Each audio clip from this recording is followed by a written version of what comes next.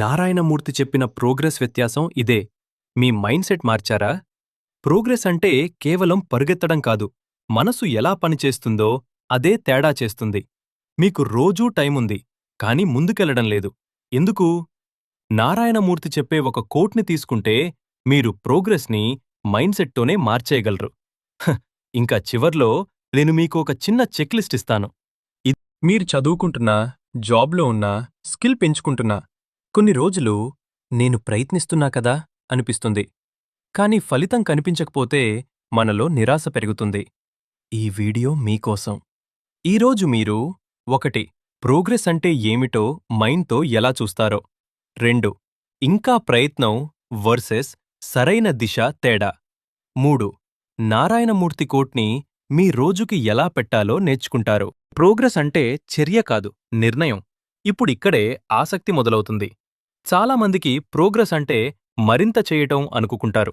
కాని ఇక్కడ సమస్య ఏమిటంటే మీరు చేసేది ఎక్కువైనా దిశ తప్పైతే అది ప్రోగ్రెస్ కాదు, అది కేవలం బిజీ. ఉదాహరణ చెప్పనా? మీరు రోజూ 2 గంటలు చదివితే స్కోర్ పెరగకపోతే మీ సమయం తప్పు కాదు, మీ వ్యూహం తప్పు. నేను కష్టపడుతున్నా అనేది ఒక భావన, కాని నేను ముందుకు వెళ్తున్నా అనేది ఒక ఫలితం. నారాయణమూర్తి కోట్లో ముఖ్యమైన టేక్ ఏమిటంటే ప్రోగ్రెస్ అనేది మీ మైండ్ సెట్లోని ఎంపిక. మీరు చేస్తున్నా అనుకుంటారా, లేక పనిచేస్తుందా అని కొలుస్తారా? ఇక్కడితో ఆగితే సరిపోదు. తర్వాతది నిజంగా గేమ్ చేంజర్. ఇంకో రోజు కాదు, టార్గెట్ మార్చినప్పుడే కదులుతుంది. Most people skip this step. వారు టార్గెట్ని రోజుకొకసారి మార్చరు. అదే పని, అదే పద్ధతి, ఫలితం మారకపోయినా. ఇప్పుడు మీకొక ప్రశ్న. మీ ప్రస్తుత ప్రయత్నం ఇలా ఉందా? నేను నా 100% ఇస్తా. మంచి మాట. కానీ మీ 100% ఎక్కడికి వెళ్తుంది? ఇలా ఆలోచించండి. ప్రోగ్రెస్ కావాలంటే టాస్క్ చిన్నగా కాకూడదు, అది స్పష్టంగా ఉండాలి. మీ ప్రయత్నం ఫీల్ మీద కాదు, మెజర్ మీద నిలబడాలి. ఇక్కడే అసలు వ్యత్యాసం. ఫిక్స్డ్ మైండ్ సెట్ ఫలితం వచ్చినప్పుడే విలువ అంటుంది. గ్రోత్ మైండ్ సెట్ ప్రక్రియ సరిగా ఉంటే ఫలితం వస్తుంది అంటుంది. మీరు ఫలితం వెంటనే రాకపోతే ఫిక్స్డ్ మైండ్ సెట్ నేను కాదు అని తేల్చేస్తుంది.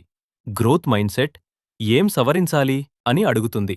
మీ ప్రోగ్రెస్ లూప్ 3 ప్రశ్నలతో రోజూ రీక్యాలిబ్రేట్ ఇది చెయ్యండి. మీ రోజు చివర్లో 2 నిమిషాలు మీరు ఈ 3 ప్రశ్నలు అడగాలి. 1.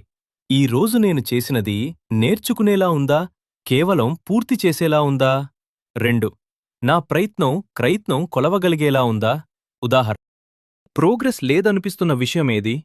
లైక్ చేయండి, షేర్ చేయండి, సబ్స్క్రైబ్ చేయండి. బాయ్.